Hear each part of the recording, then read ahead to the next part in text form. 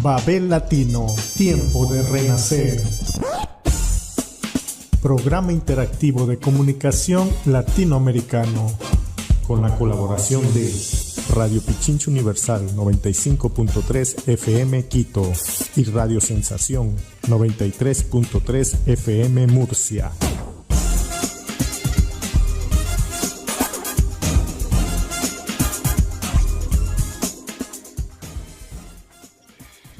Muy buenos días, muy buenas tardes o muy buenas noches o la hora que sea en cualquier parte del mundo. Estamos aquí con nuestro Babel Latino 336.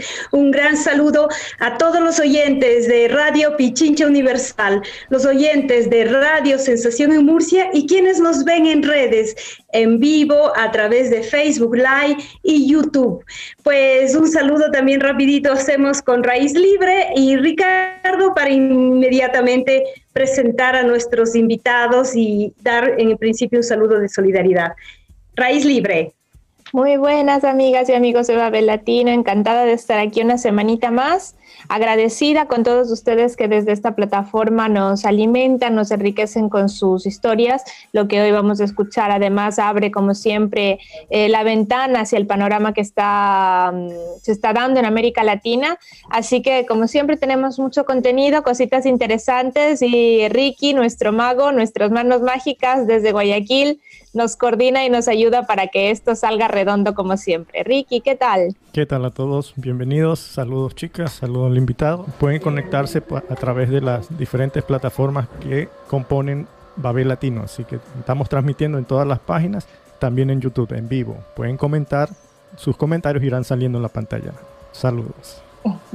Pues sí, vamos a pasar inmediatamente con nuestros invitados, así que no se desconecten, estamos aquí, pero antes de todo dejar nuestra profunda solidaridad del dolor que en estos momentos está viviendo Ecuador. Hemos tenido la brutal noticia de, digamos, la matanza, el horror de casi 80 detenidos, privados de la libertad, seres humanos que tienen familias, que tienen hogares, que tienen hijos, que tienen padres, y no se imaginan el dolor que provoca eso. Estoy en esta semana también en el Ecuador y haber recibido esa noticia nos ha dejado a todos, jamás había sucedido en el Ecuador. Esperamos que este desgobierno, que esta ineptitud, que esta indolencia que estamos viviendo en el Ecuador se acabe.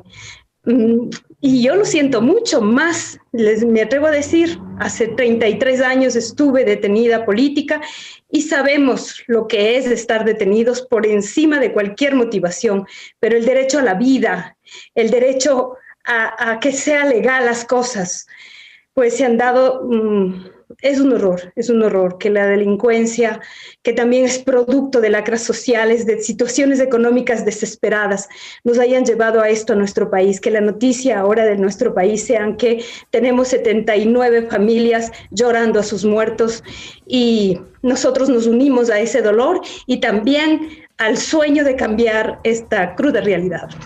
¿Me permiten? Estoy triste, emocionada.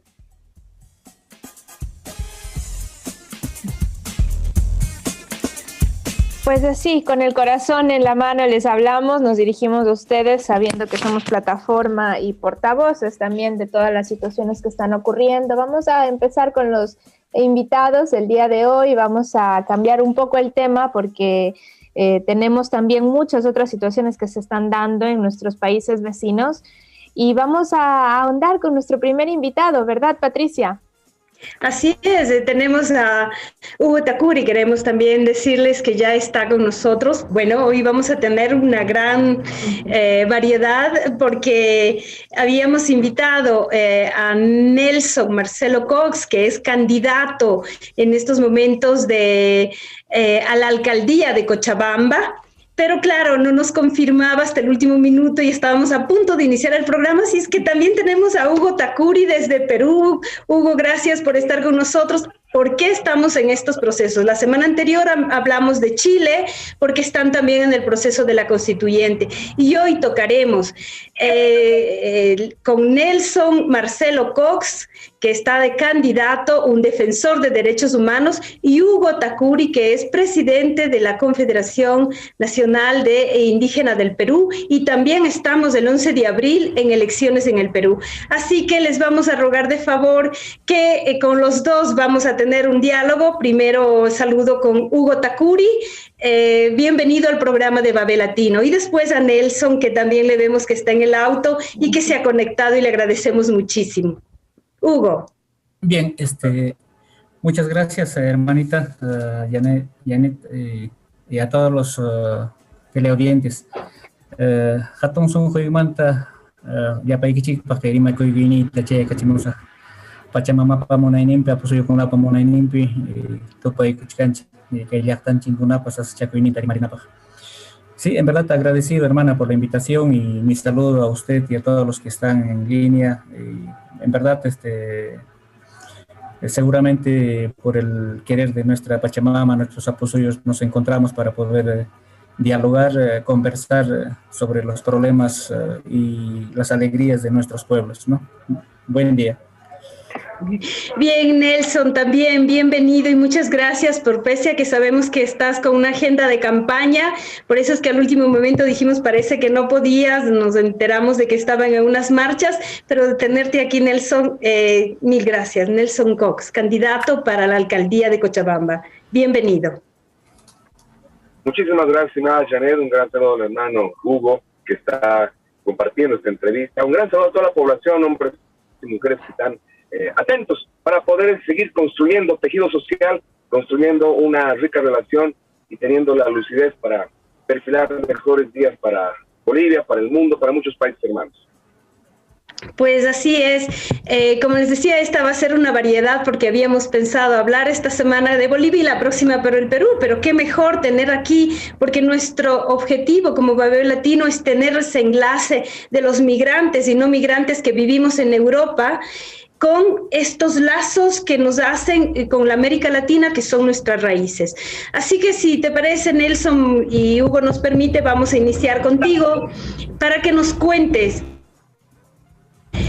Tenemos entendido que estás también y que has luchado mucho en tema de defensa de los derechos humanos, de justicia, pues por fortuna Bolivia se ha retomado el proceso democrático. En estos momentos hay un gobierno que incluso está entregando esa deuda al Fondo Monetario Internacional. O sea, eso es increíble cuando nosotros muchas veces agachamos la cabeza y permitimos que nos impongan. Así que, Nelson, cuéntanos de tu proceso, de quién eres y de cómo va esa campaña para el 7 de marzo, que es ya prácticamente la próxima semana. Bienvenido una vez más y cuéntanos de ti. Muchas gracias, Janet. En lo corto, estoy en condición de candidato a la alcaldía del municipio de Cochabamba, Cercado, el departamento central de Bolivia, que está georreferencialmente orientado para poder vincular oriente y occidente, valles y altiplano. Nosotros estamos en el valle. Estoy candidato a la alcaldía porque tuve la convocatoria de la población, sectores desfavorecidos, sectores que han sufrido conjuntamente mi persona un año muy duro de la derecha, porque la derecha hace mucho daño, ha perseguido, ha correteado, ha cometido muchas vulneraciones, donde hemos estado firmes desde Cochabamba como defensor del pueblo, delegado defensorial departamental, es la nomenclatura adecuada. He estado de frente, defendiendo contra violencia, contra transgresiones, contra autoridades que el concepto de autoritarismo ha quedado de verdad chico, relacionado a los excesos y abusos groseros que han cometido. Un año muy duro para Bolivia, que ha permitido que en Cochabamba, gracias a Dios, sea un referente firme de no permitir ningún tipo de injusticia, de ningún tipo de vulneración. Eso me ha orientado para que en este momento esté decidido a desarrollar ahora una campaña enfrentándome también a un candidato adverso de la derecha que quiere retomar un manejo en Cochabamba. No identifico yo otro candidato que pueda causar daño. De verdad me preocupa que en los escenarios de integración exista tanto riesgo de que la derecha sea particular y rearticular para no permitir escenarios de favorabilidad, escenarios de justicia social, escenarios de vigencia de derechos humanos. Yo estoy en condición de candidato 7 de marzo tenemos en Bolivia las elecciones subnacionales para gobernadores y para alcaldes, lo que va a reconfigurar un manejo estatal, porque hemos salido desde octubre victoriosos a la cabeza de nuestro hermano Lucho Arce, que ha manejado económicamente muy bien el gobierno del expresidente Evo Morales y que ahora está reconduciendo los hilos económicos. Es momento de reconducir los hilos económicos también desde Cochabamba. Nuestra oferta es, a la luz de los derechos humanos, yo planteo un reencuentro en Cochabamba, un escenario que nos permita respetar al ciudadano en su condición de ciudadano como ser humano, y no simplemente ofertar, como muchos alcaldes, municipios, obras y más obras y infraestructura, cemento. Nosotros estamos planteando una ciudad de la felicidad, una ciudad que permita tener la tranquilidad emocional, que en la convivencia con la pandemia podamos saber también salir de la pandemia de forma airosa, de forma por demás constructiva. Y eso planteamos desde un municipio que ha sido foco de atención. Aquí se ha gestado el golpe, el motín policial que ha generado tanto daño, una pausa administrativa de un año, de un proceso de transformación que nos vivió por más de una década a la cabeza del expresidente Evo Morales y que ha sido pausado a la mala. Entonces, desde Cochabamba se generan este tipo de focos. Ahora desde Cochabamba estamos desafiados a consolidar que el movimiento del socialismo se mantenga en ese tejido de estructura plurinacional y en ese tejido de reconfiguración de lo que va a ser el manejo de nuevos días para las bolivianas y los bolivianos, en particular cochabambinas y cochabambinos, querida Janet. Qué bien, ese es un proyecto fundamental que es la clave. O sea, nosotros estamos en ciudades de cemento, cumpliendo con un desarrollo absolutamente antihumano, ¿no? No es humano vivir encerrados, más aún ahora con el COVID, faltan parques en las grandes ciudades. Yo tuve la oportunidad de estar en algún momento en Cochabamba, fue por trabajo muy rápido, pero evidentemente eso se da en toda nuestra América Latina, en cualquier ciudad se cumple. Por otro lado, la ciudad rica, la ciudad pobre, que son dos ciudades en una, ¿no? O sea, mientras hay unos, la clase media alta, que vive en condiciones, digamos que se creen una isla, y la ciudad pobre, que son en general las grandes mayorías. Entonces, ¿cómo ves las oportunidades, las encuestas? Porque es importante, quiera o no, aunque las encuestas no determinan el voto popular, pero sí sería bueno conocer cómo se está dando, porque si no se ratifica el triunfo de más a nivel nacional, sea en gobernaciones, sea a nivel de municipios, siempre hay una contradicción, y que yo no creo que sea la contradicción entre derecha e izquierda, sino en proyectos de vida, del buen vivir. Nosotros necesitamos poco, pero fundamentalmente lo que tú decías, una propuesta de felicidad que a veces nos da miedo nombrarle porque parece imposible, cuando se requeriría realmente proyectos de vida que nos hermanan, nos humanan y nos hacen vivir sin consumismos extremos, pero sí en condiciones de la calidad de vida que nos merecemos. Cuéntanos también eso, cómo está el proceso electoral ya, que se nos viene en una semana. Gracias, Janet. Mira, y empiezo por lo último. Ese es nuestro planteamiento, es diametralmente distinto a muchos adversarios, no solo en Bolivia, sino en la región. Yo planteo porque tengo una causa de derechos humanos. Mi causa y compromiso es de justicia social. Mi causa y compromiso es del desarrollo humano integral, que un ciudadano tenga todos los derechos fundamentales plenamente vigentes para una vida digna. Desde luego que sí. Eso cuesta entender, pero se puede, se va a lograr. Sin embargo, Janet, qué complicado y qué adverso es cuando existe un manejo mercantilizado de todo lo que es el tema de empresas presupuestarias, que empresas con encuestas manejan todo lo que va a ser inducir en error. Hay encuestas dañinas. En Bolivia estamos viviendo eso, Janet. Ya hemos vivido en octubre del 2020. Sin embargo, en este momento, nuevamente para el escenario subnacional, otra vez aparecen estas empresas fantasmas que generan encuestas, generan una inducción al voto que hace daño. Quieren engañar a la población, potenciando algunos adversarios para que los incrédulos, los crédulos y aquellos que no tengan por lo menos arraigado un concepto de lo que es ciudad, de lo que es patria, se dejen llevar por lo que aparentemente está ganando. Eso es lo más desleal, lo más deshonesto. Eso no es democracia, Janet. Debemos restringir ese tipo de empresas que están con permiso de órganos electorales generando inducción. La derecha ahora es muy astuta, muy hábil para generar daño. La derecha se apropia de empresas encuestadoras para inducir en error a la población, utilizar las encuestas fallidas para generar escenarios que favorezcan a quienes no tienen el reconocimiento y la legitimidad social. Yo tengo la tranquilidad, Janet, vamos a salir victoriosos. El pueblo va a ganar con el voto.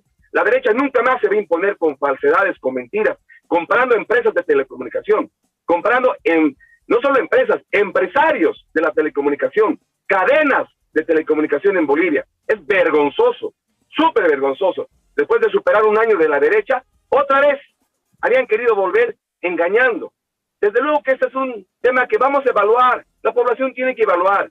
El manejo de la construcción de la nueva democracia, el Estado de Derecho tiene que reponerse, Janet. Y no es posible que se reponga cuando en un escenario en el que tenemos que hacer sufragio, participación plena, pluralidad de criterios para votar, para configurar lo que es democracia, y utilizando la democracia, empresas mercantilicen el voto, empresas mercantilicen la inducción, empresas mercantilicen un fin innoble. Eso no es correcto. En todas partes tenemos que hacer de verdad un reclamo. En Bolivia estamos viviendo y vamos a hacer, y voy a pedir también que se hagan las investigaciones pertinentes a estas empresas que utilizan información ya ni siquiera subjetiva, información falsa para generar daño. Eso de verdad es la nueva teoría de construcción y de configuración, de apropiarse del intelecto, de apropiarse de la voz del pueblo, pero eso no se va a lograr. Pues es así, claramente las empresas también encuestadoras se han convertido en otros grandes negociados, las empresas de comunicación que están manejadas por manos privadas, oligárquicas, es así, por eso nosotros creamos este tipo de redes como Babel Latino y hay ahora muchas, nosotros ya tenemos 13 años haciendo comunicación desde abajo, que es donde creemos, ¿no? Así que nosotros... sabemos, Nelson, que estás en plena campaña, que nos has dado este tiempito, pero esperamos que cuando logres la alcaldía también estés abierto a una conversación con nosotros más profunda, más amplia, porque a veces en campaña uno da las claves o los proyectos, pero no se profundiza. Y más aún ahora que estamos en América Latina, prácticamente viviendo estos procesos. Imagínate, Ecuador va a la segunda vuelta el 11 de abril, Perú, por eso está aquí Hugo, el 11 de abril, Chile también está en la constituyente ya para los asambleístas, como digo, de un mejor futuro, de un mejor presente para nuestra patria latinoamericana, que a la final es una sola, porque en el fondo somos una sola raza, todos indios, todos de ese gran corazón, así que, y hermanos y hermanas. Yo encantada, Nelson, si tienes algo más que decir, pues aquí estamos con Babel Latino y nuestros oyentes y también quienes nos siguen en redes. De verdad, muchas gracias, Janet, y doblemente gracias, primero por la oportunidad de una entrevista que estoy complacido, y segundo por la posibilidad de darme el espacio para que podamos hacer un buen relacionamiento. De verdad que Latinoamérica necesita seguir reflexionando. El pueblo tiene que seguir reviviendo, repensando. No podemos nunca más permitir que nos hagan daño. Janet, lo que están queriendo hacer es acallar al pueblo. Es impresionante. La nueva dictadura. Antes era con la bota militar, con el instrumento, con la fuerza de la represión. Ahora, otro tipo de estrategias de represión comunicacional se han inventado. Y eso tiene que tener absolutamente un alto.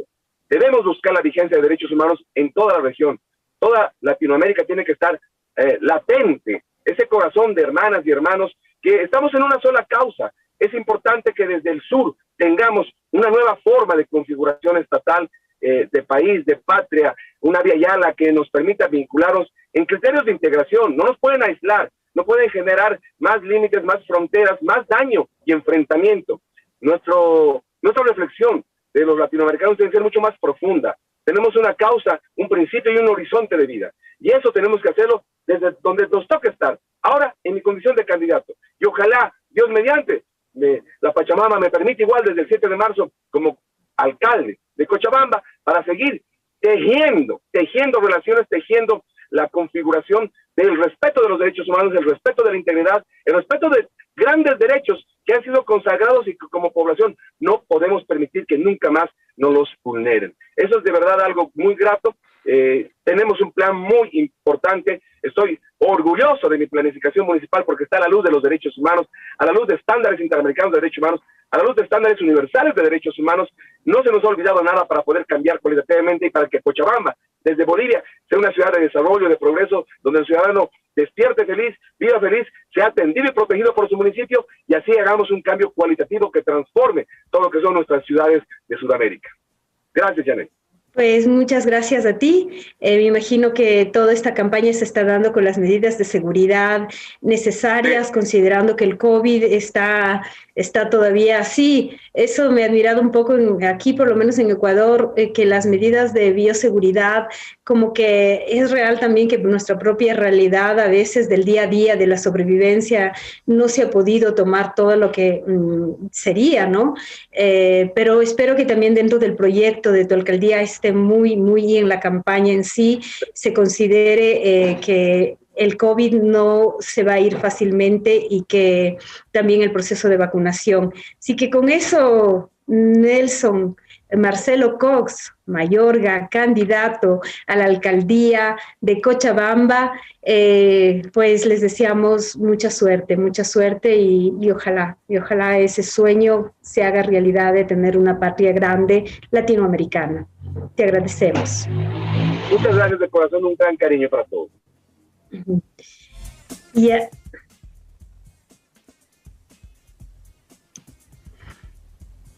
Y ahora a Hugo le vamos a pedir que nos abra el micrófono. Eso. Querido Hugo, pues no es la primera vez que te tenemos, otras veces ya te hemos tenido en Babel Latino. Es un verdadero gusto presentar una vez más. Hugo Tacuri está desde el Perú conectado. Él es presidente de la Confederación, si me equivoco, de Nacionalidades Indígenas del Perú, muy relacionado también con la CONAIE aquí en Ecuador. Ellos generalmente están trabajando muy de la mano, siempre conectados con la Pachamama, nuestra madre tierra. Así que, Hugo, pues vamos a conversar contigo. Estamos viviendo el proceso también en el Perú. Se sabe poco porque cada realidad es como que se cierra a sí mismo. Pues aquí también hoy nos ayudará un poquito Raíz Libre con sus a veces preguntas así incómodas, pero de eso se trata. Así que, Hugo, cuéntanos, ¿cómo están viviendo ustedes el proceso? ¿De dónde estás tú, por otro lado? Siempre tengo un poco de dudas de Lima o en otros, o cómo está, dónde, cómo y cómo están las cosas. Todo en una. Bien, gracias, hermana Janet, y nuevamente mi agradecimiento. Quisiera aclarar algo al respecto. Sí, soy ahora expresidente de la Confederación de Nacionalidades Indígenas del Perú.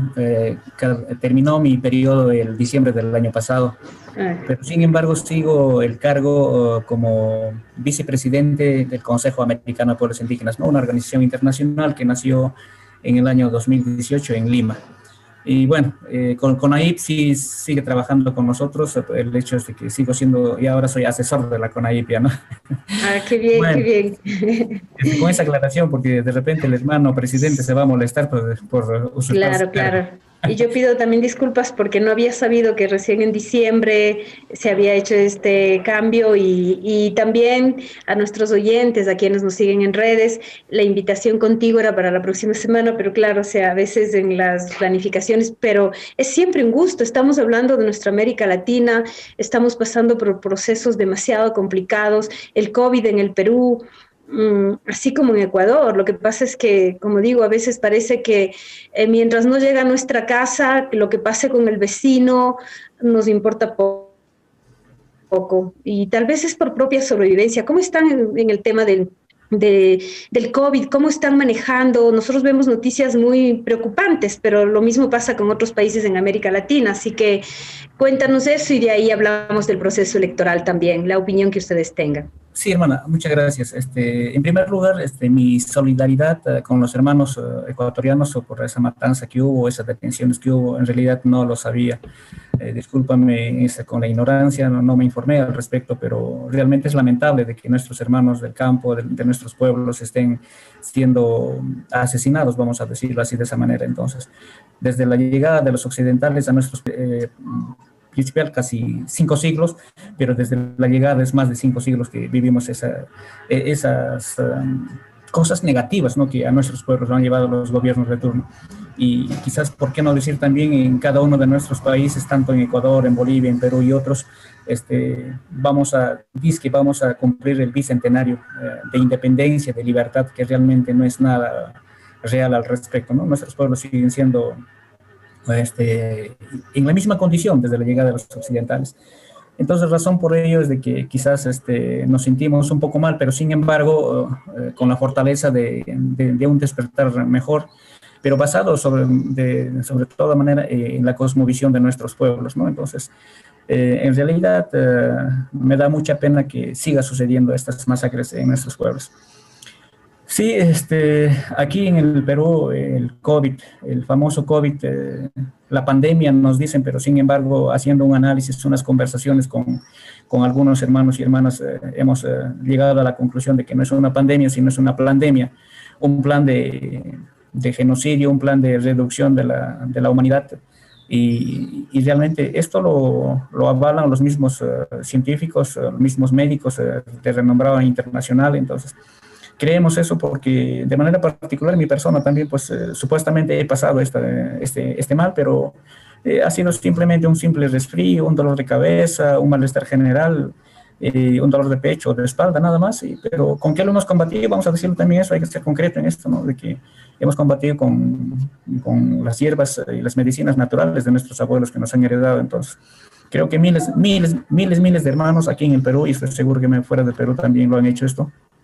Estoy seguro que en Ecuador, en Bolivia, en todos los pueblos que todavía tenemos esta herencia cultural en nuestra medicina alternativa, hemos sobresalido a esta pandemia que realmente, lejos de, quizás con esto, lejos de salir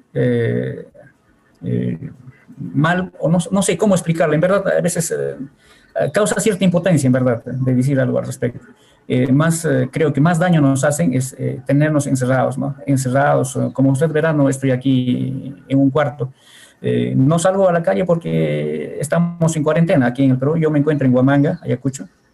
Estamos en cuarentena, pero los aislamientos o la cuarentena no ha sido nada positivo, pues realmente.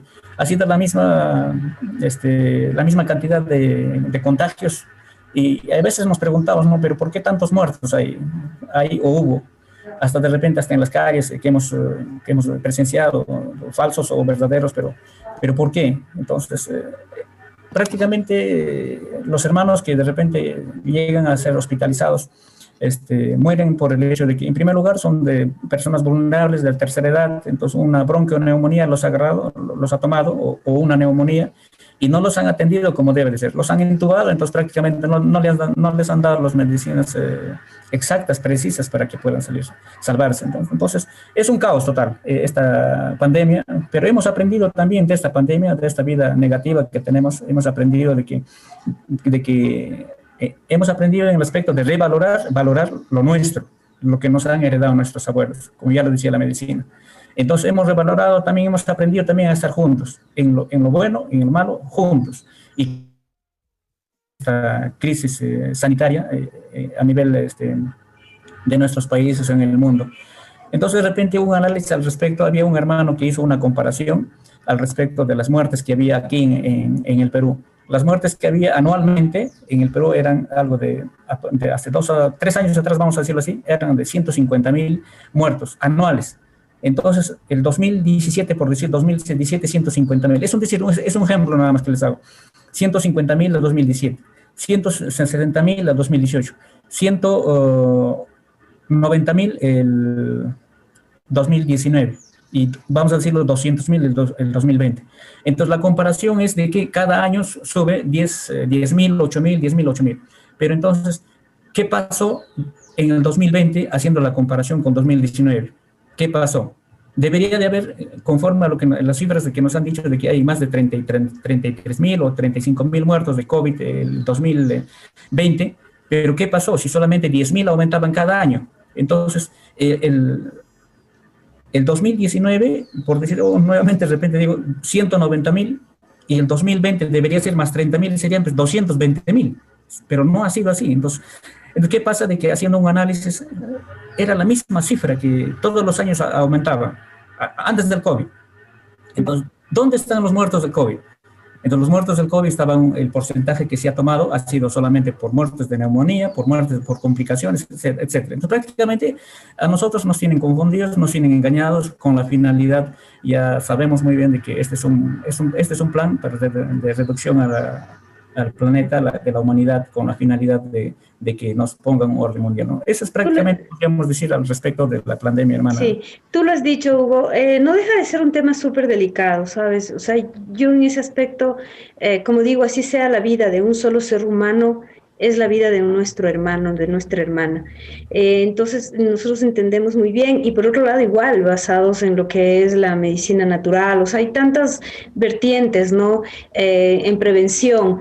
Entiendo, por decirte, aquí Ecuador no es así. El aumento de muertes en este año ha sido mucho mayor que el del año pasado, mucho mayor, pero inmensamente mayor. Entonces eso hace un cálculo, pero como te digo, el tema por el cual te invitamos, si bien es hablar de esta realidad y de esta solidaridad que debemos tener humana, más aún en un tiempo de pandemia, sabiendo que hay intereses especialmente de las grandes farmacéuticas, porque ya se ha hecho un negociado, era hablar de estos procesos democráticos, entre comillas todavía, porque de democráticos falta mucho para lograr, pese a que las democracias siempre tienen sus fallos, a la final son manejos de poder, pero conocer cómo está la campaña, conocemos muy poco de lo que está sucediendo en el Perú, igual estamos a la puerta.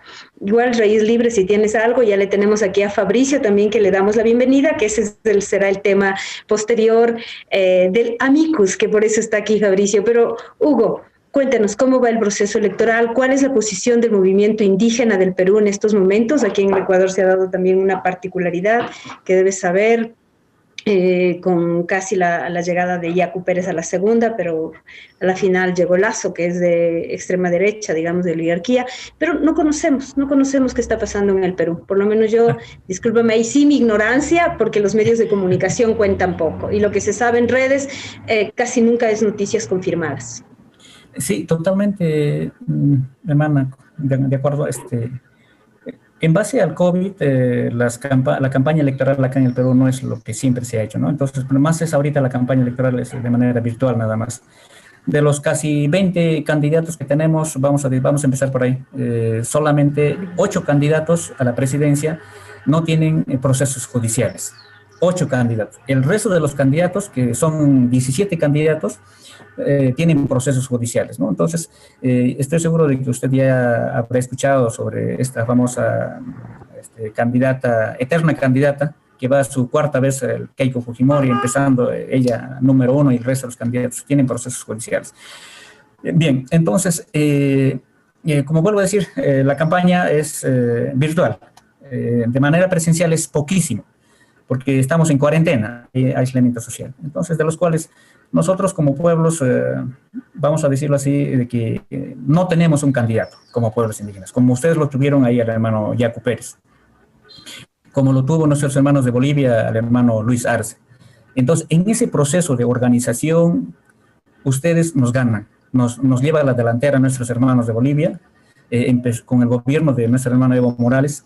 Ha sido un proceso que ha sido truncado el año 2020, entonces, pero sin embargo retomaron nuevamente ahora la democracia, una verdadera democracia de pueblo, ¿no? En Bolivia. Entonces, pero sobre la base, más que nada, hay que ponerle mayor énfasis, una mirada bien especial al respecto de que quiénes son los que realmente han devuelto la democracia en Bolivia. Son los pueblos originarios, los pueblos indígenas.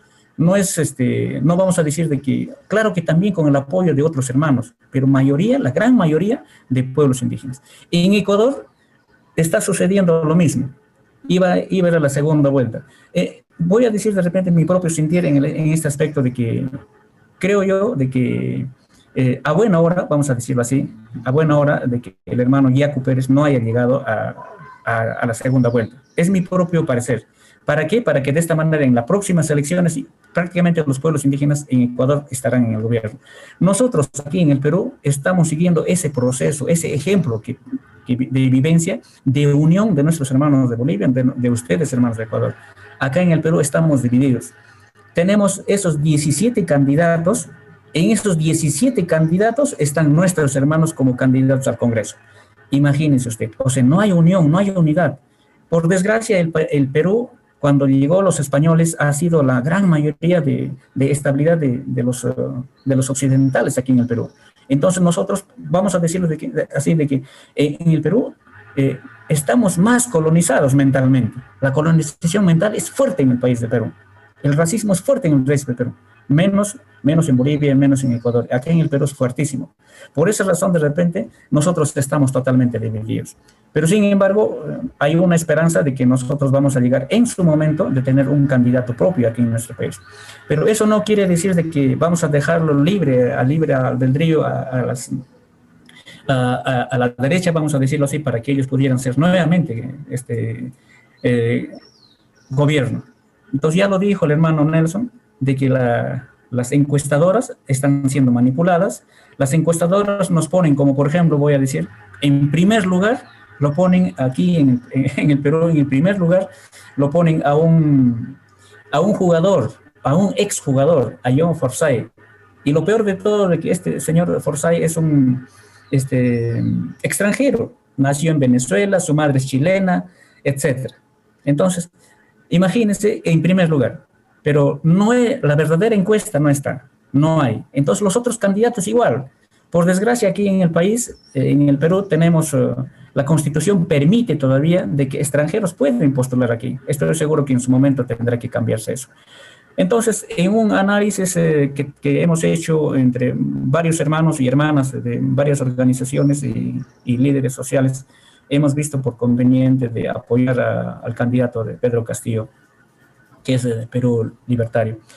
A este hermano lo tienen en la encuesta abajo, al final, como lo han hecho anteriormente en la encuesta ahí en Ecuador. Al hermano Yacu no le hacían aparecer en las encuestas, pero sin embargo casi llega a la segunda vuelta, imagínese usted. Entonces, las circunstancias es algo casi parecido también acá en el país, sí. y estamos totalmente divididos, ¿no? Como vuelvo a decir. Entiendo muy bien las divisiones, lamentablemente, de las tribus. Es así, las pequeñas tribus que se dividen, que no logramos compactarnos y saber que tenemos un solo enemigo común, que son quienes realmente nos han colonizado, quienes económicamente ahora nos tienen sometidos, y eso son procesos. No creas que aquí el proceso de Yacu ha sido unitario, pues no, también hubo problemas en la CONAI, estaba Leonidas Issa, Vargas, Jaime Vargas, que son de la CONAI, que en principio deberían haber sido reconocidos. Leonidas Issa, un dirigente que creo fue el más reconocido joven y podía tener opciones presidenciales. Sin embargo, Yacu, respetando absolutamente las decisiones internas que no las conozco, fue Yacu el que salió de candidato. Quién sabe, hubiera sido otro. Entonces, estas divisiones, si bien son menores, son siempre divisiones que hacen daño a las organizaciones sociales, indígenas, populares, y nosotros tenemos que apuntar por la unidad. Hugo, nosotros tendremos una nueva conversatorio, encuentro, porque mi intención era contigo estar la próxima semana, pero con este adelanto que nos das, con cosas claras que tú siempre nos cuentas, es para nosotros un gusto tenerte como parte de los colaboradores de Babel Latino. Estamos siempre compartiendo toda clase de opiniones, ¿no? Ya tenemos esa hermandad. Es más, yo te decía, respecto al hecho de que sean candidatos extranjeros, permíteme decirte, Babel Latino es un proyecto donde nosotros planteamos que fronteras no existen. Después entiendo que cada país tenemos un lugar de nacimiento, especialmente de conocimiento, ¿no? Ya pasó en Perú, siempre ha sido los extranjeros, es verdad. Aquí también hemos tenido familias Bucarán, en fin, que vienen con otros intereses, pero no es el tema de territorio, no territorio, sino cuánto nos identificamos con nuestros pueblos y las necesidades de nuestra gente, y no solo del poder, que es a la final lo más peligroso y hace mucho daño si los intereses son individuales. Me apena que hayan tantos candidatos. No sé si Raíz Libre tiene algo más que decir para Hugo, si no, pues decirte, Hugo, déjanos esos mensajitos preciosos que nos haces también en quichua, y estaremos invitando muy próximamente. Quién sabe, ya la próxima yo estaré de regreso ya a Europa, si todo va bien, si se lo permite, y estaremos aquí como siempre en Babel Latino. Bien, gracias, hermana, una vez más sobre esta oportunidad. En verdad hay mucho que hablar, hay mucho que discutir sobre el futuro de nuestros pueblos y, ¿por qué no decir, del Tahuantinsuyo y de la Viayela, ¿no? Entonces, ya lo dijo el hermano Nelson, de que tenemos que ser un solo corazón, un solo pensamiento, o un solo puño, como se dice, no un solo puño. Entonces, ¿para qué? Para el bienestar de nuestros pueblos. Pero todo esto tiene que estar basado sobre la base de nuestra cosmovisión. No olvidemos nuestra cosmovisión, no olvidemos quiénes somos, de dónde hemos venido y a dónde queremos llegar. Yo creo que si vamos a trabajar en función a esto, a la herencia cultural que nos han dejado nuestros abuelos, vamos a llegar a buen puerto. ¿Por qué lo digo esto? Porque estamos en nuevos tiempos. Estamos en el Pachacutic, estamos en el tiempo del Incal, estamos en una nueva era, como lo han profetizado nuestros hermanos mayas. Entonces, hemos dado, de la oscuridad estamos empezando a salir.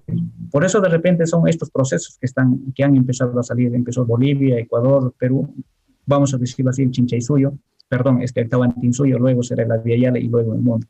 Entonces, si vamos a caminar sobre esa base, estoy seguro de que el bienestar común de todos nuestros pueblos a nivel mundial va a cambiar. Kupunchakama, Wajikuna, Panikuna, Pani Yanet, Hatun Marjacuini, Cuyacuini, Hampa, Yapaichipa, Kaiwaira, Wasinta Camarico, Punchakama. Muchas gracias, hasta otro momento, hermano. Hasta la próxima. Pues nos quedamos aquí en Babel Latino con Radio Pichincha Comunicaciones, con Radio Sensación en Murcia y todas las redes de Babel Latino y las redes hermanas. Pues vamos a pasar a una pequeña pausa, si te parece, Ricky, y volvemos con Fabricio Cajas para hablar de Amicus, un ex militante de Alfaro Vive Carajo. Gracias por estar con nosotros. Contáctanos en www.babelatino.com www.babelatino.com.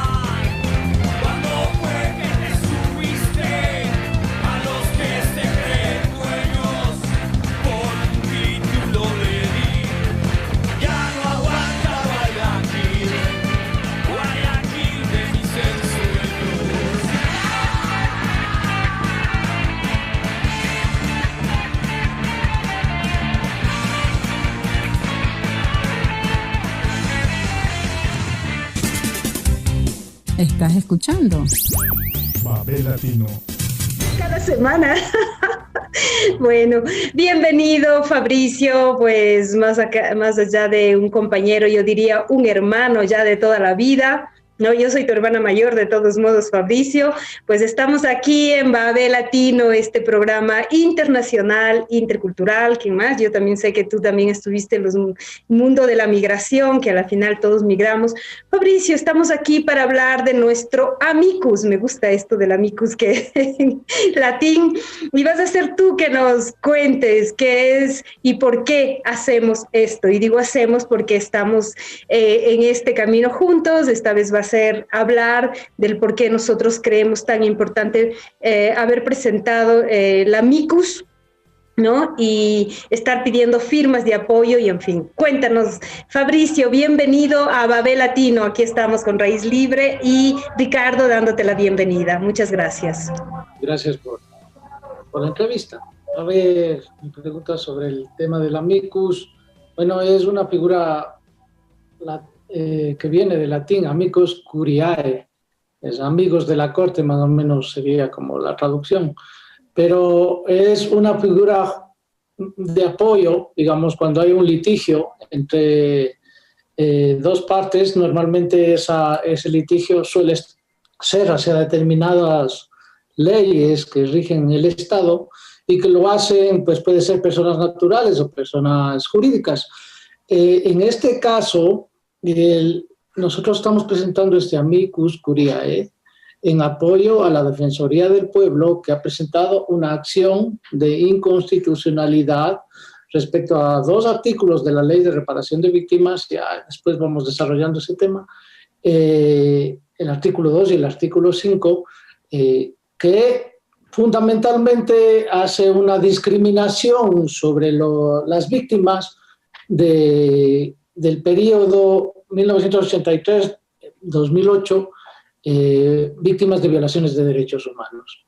Entonces nosotros, tú, Santiago, otro compañero y yo particularmente hacemos como un texto testimonial de apoyo a esa acción, y luego hay un montón de compañeros y compañeras que también o están en esa situación o se solidarizan con nuestra condición, que están firmando el respaldo.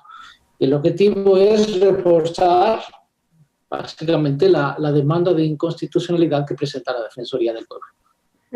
Para nuestros oyentes y quienes siguen en redes, que no conocen mucho el proceso de lo que ha sido la Comisión de la Verdad, ¿no? Y justamente para desarrollar por qué nosotros presentamos este amicus, ¿no? ¿Qué se hizo, por otro lado, en los 10 años anteriores, donde se abrió la Comisión de la Verdad y también se cerró en algunos casos fiscales, pero nunca han terminado de hacer el juicio completamente o permanecen en stand-by?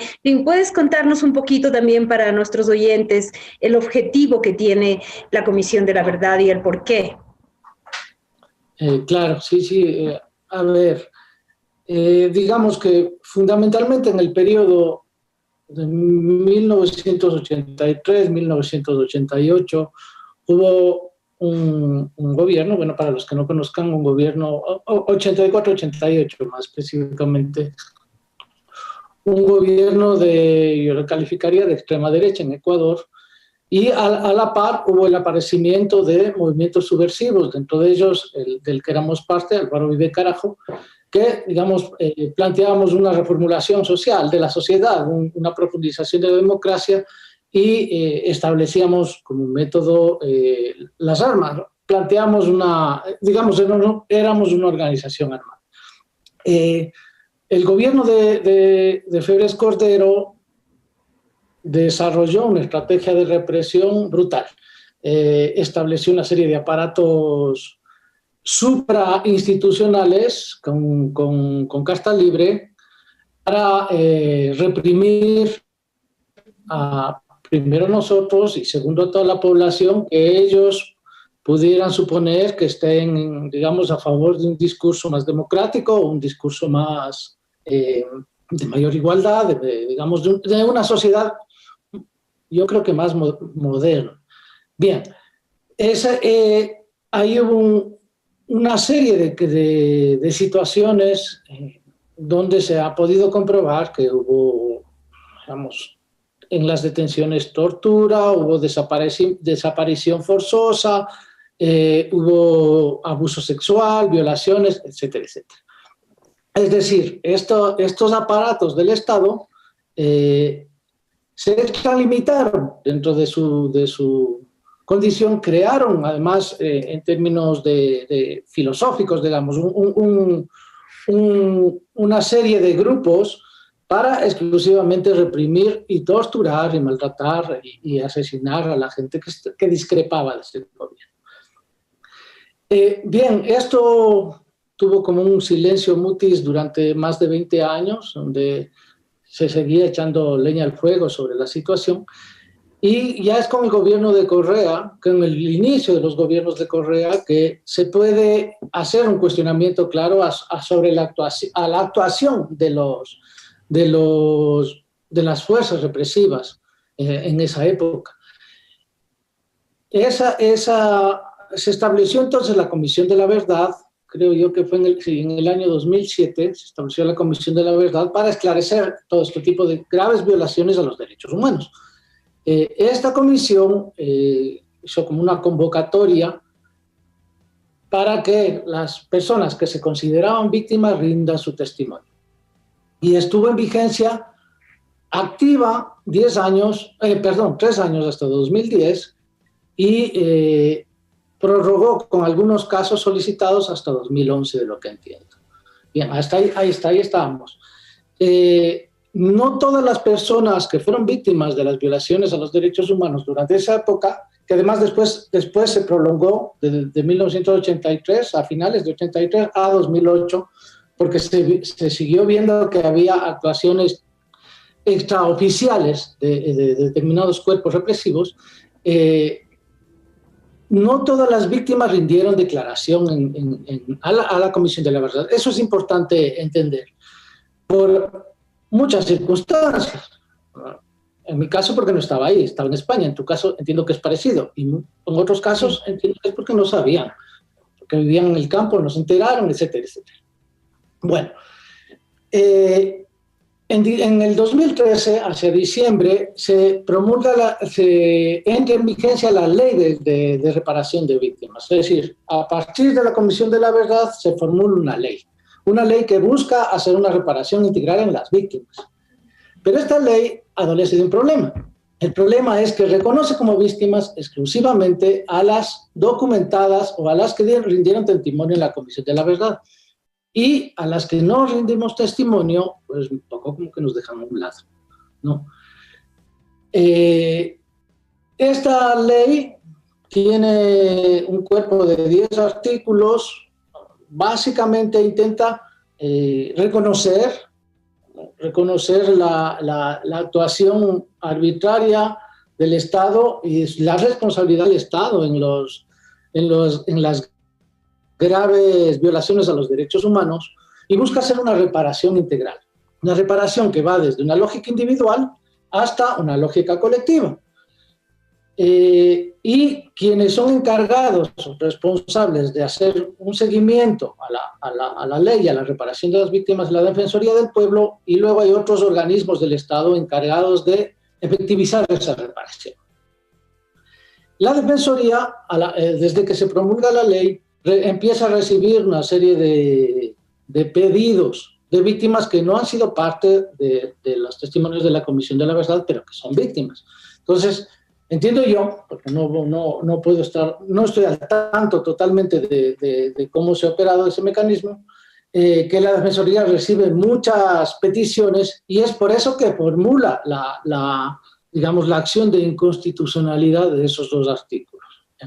De la ley, digamos, del cuerpo general de la ley, hay 2 artículos que hacen referencia exclusivamente a las víctimas, siempre y cuando sean documentadas por el informe de la Comisión de la Verdad. Es el artículo 2, en el cual el Estado reconoce el daño hecho, y es el artículo 5, en el que dice que las personas beneficiarias serán las documentadas por la Comisión de la Verdad.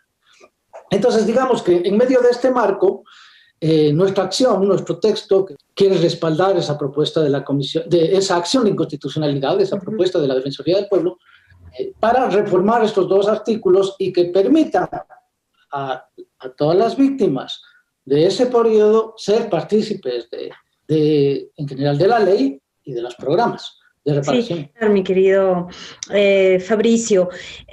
A mí te digo que a veces me ha venido la duda de decir, vivimos en el pasado, por eso queremos. Yo entiendo que es por un tema simbólico, porque también la represión nunca ha terminado. Lo que acabamos de vivir ahora mismo en las cárceles en el Ecuador es producto incluso de crímenes de lesa humanidad que sean provocados por delincuentes o no. Hay una falta total de un sistema de derechos humanos, de justicia, ¿no? Para quienes estén privados de libertad. Se cometen atrocidades incluso ahora. ¿Cómo le ves tú? O sea, yo he dicho sí, vamos a ir, ¿no?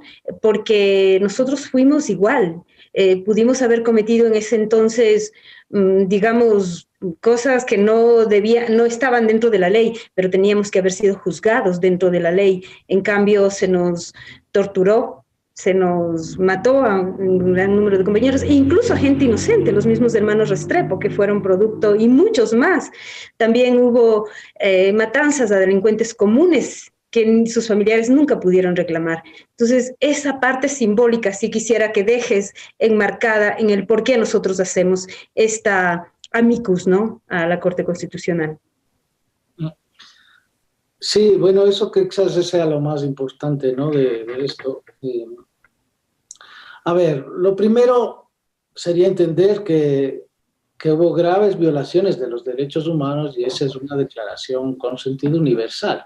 Entonces, digamos, las personas que fueron víctimas no las puedes tú dividir entre víctimas VIP y víctimas de segunda clase que no entran a un programa que aparentemente es para todas las víctimas.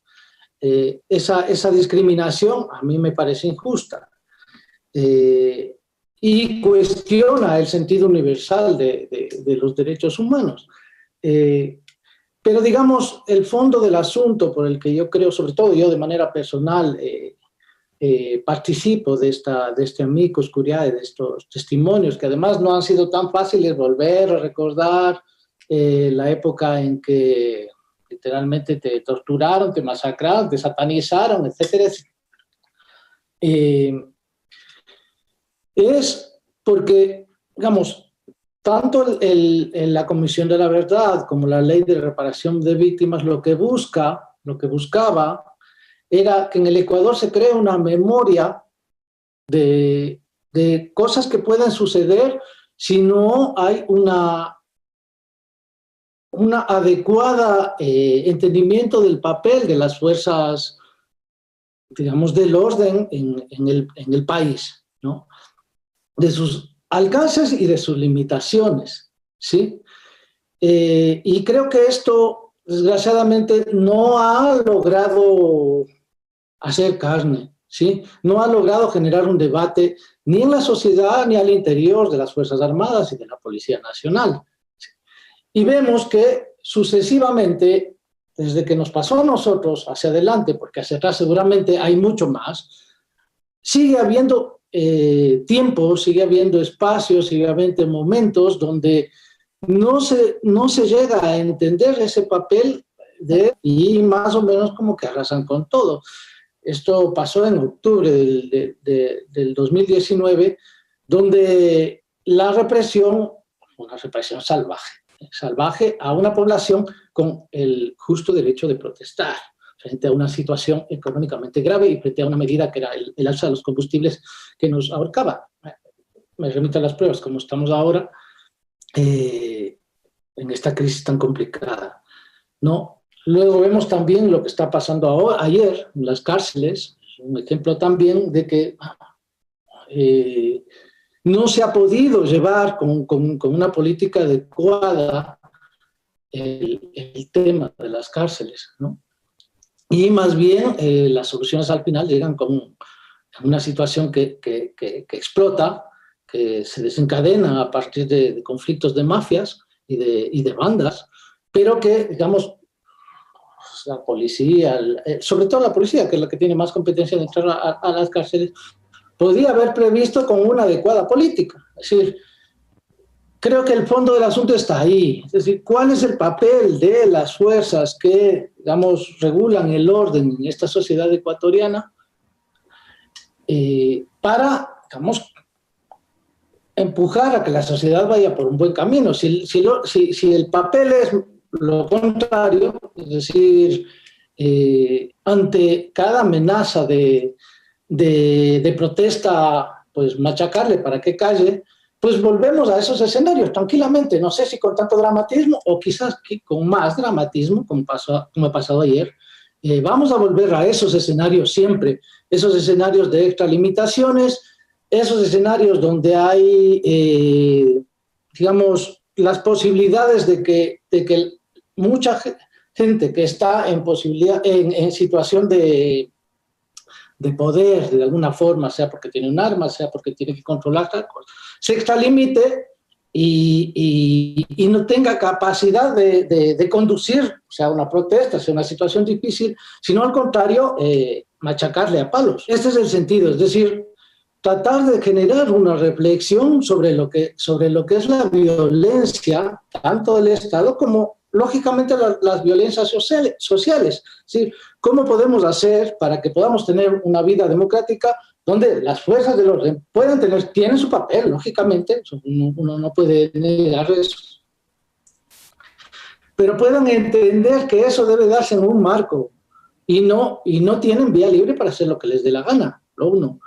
Lo otro es que más bien al contrario contribuyan a que esta sociedad viva en más armonía y no generen más conflicto, porque muchas veces sus actuaciones acaban provocando eso. No sé si logré contestar tu pregunta. Así es. Sí, esto sería realmente para poder profundizar, porque tenemos también el museo que debía ya haberse hecho, el Museo de la Memoria, en fin, es el tema de que se nos acabó el programa. Agradecerte, decirte vamos a hacerlo juntos, va a ser una oportunidad también para reencontrarnos. Esta vez he estado muy calladita, raíz libre, así es que le dejo si quiere dar un saludo final a Fabricio y también de una vez terminamos el programa. No, la verdad es que hay veces que uno tiene más que escuchar y aprender que no tanto de intervenir y hablar, aunque este sea un medio como la radio y esta plataforma de voz. He estado escuchando, siguiendo, actualizándome un poco también con las diferentes realidades que hemos escuchado el día de hoy y felicitar a Fabricio y a todas las personas. Se necesita más allá que tener memoria, tener valor, ¿no? De no olvidar, el valor de no olvidar para que esto no vuelva a pasar. Entonces, eso es un legado también para el futuro, no es solo volver al pasado, es pensar en el futuro, en el presente, haciendo futuro. Entonces, muchas gracias por este aporte y esperamos tener novedades y esperamos que nos actualices también después de que se haya presentado el Amicus.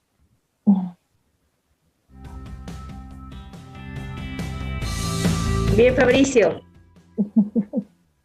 Bueno, hasta la próxima. Gracias, estamos hablando. Un abrazo.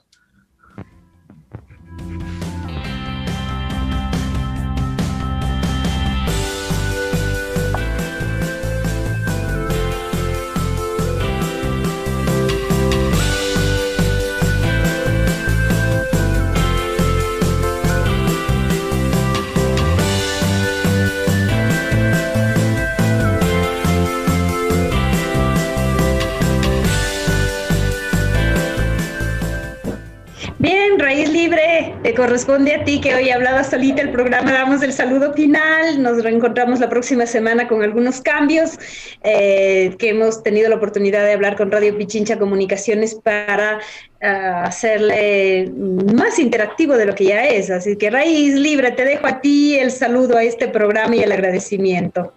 Bueno, simplemente agradecerles como siempre a todas nuestras seguidoras y seguidores por seguirnos, por apoyarnos, por alentarnos y por enriquecernos cada semana. Esta plataforma sigue creciendo, seguimos con ritmo, a veces con altibajos, a veces tenemos todos, digamos, días más buenos que malos y al contrario, pero vamos a seguir la semana que viene, tendremos novedades. Ricky ya nos va a preparar todas las partes técnicas para que esto se haga más entretenido. Dejen los comentarios, ya saben que tenemos todos los canales, YouTube, Instagram, Facebook, nuestra página y nuestra página web también, www.babellatino.com. Así que nada, Ricky, un besote.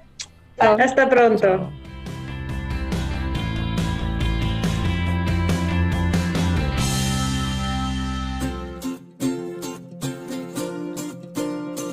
Hasta aquí Babel Latino, programa interactivo de comunicación latinoamericano, con la colaboración de Radio Pichincha Universal 95.3 FM Quito y Radio Sensación 93.3 FM Murcia.